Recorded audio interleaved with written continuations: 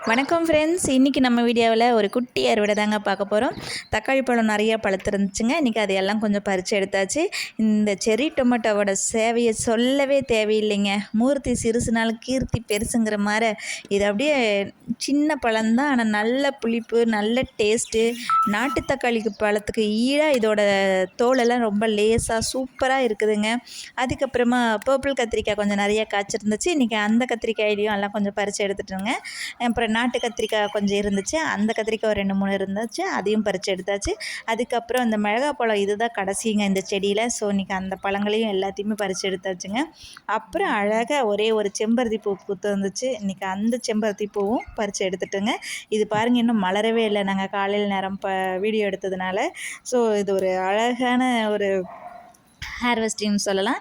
இந்த வீடியோ கண்டிப்பாக உங்களுக்கு பிடிக்கும்னு நினைக்கிறேன். பிடிச்சிருந்தா மறக்காமல் லைக் பண்ணி, ஷேர் பண்ணி, சப்ஸ்கிரைப் பண்ணுங்கள். Thank you friends.